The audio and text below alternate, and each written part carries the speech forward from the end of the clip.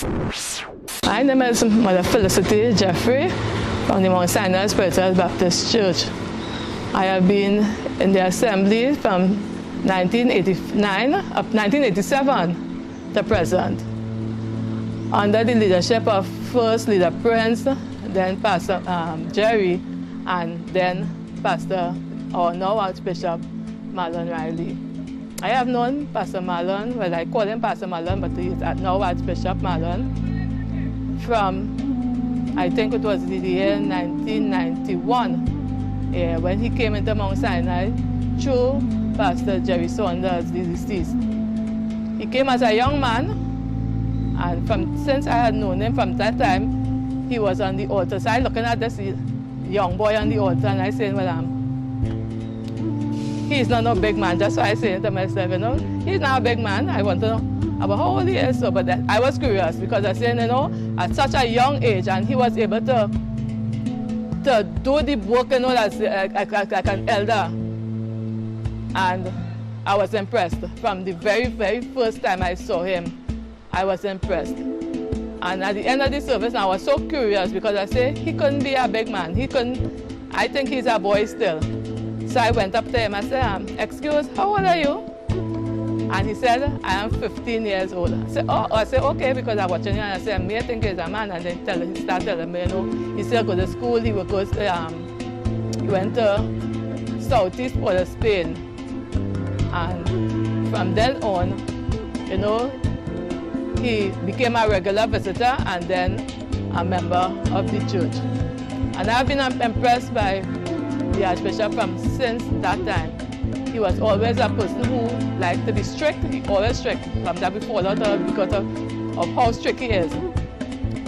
But he is a teacher, a true teacher, and he always encourages you as long as you put yourself, you know, in a way that to be taught, he is there to help. And I have learned a lot from Pastor Marlon, you know, throughout the years. I've been by his side, you know, through thick and thin.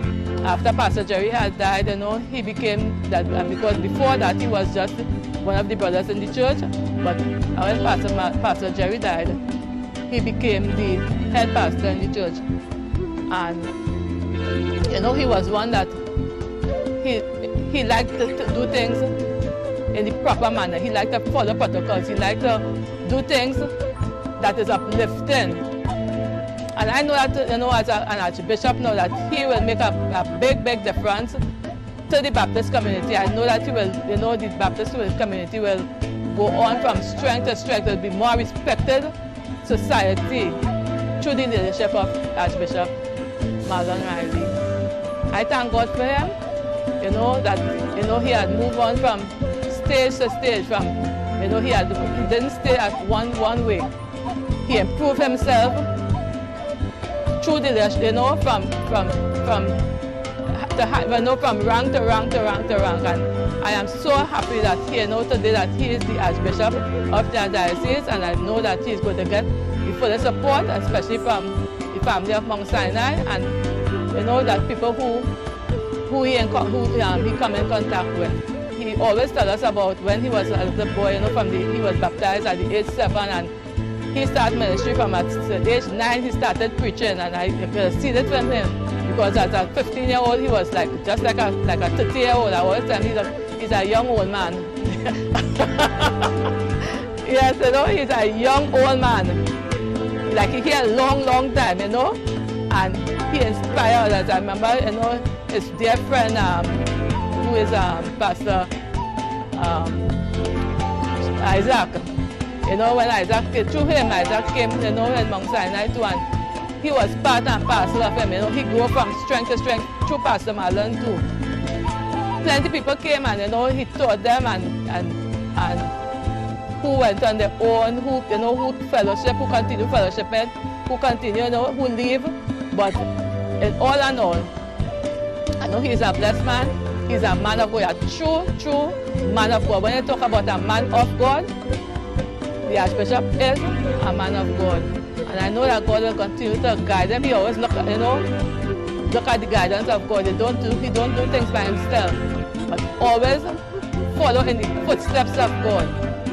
You can ask him anything. You can ask Pastor Marlon anything from the Bible, and he is able to explain.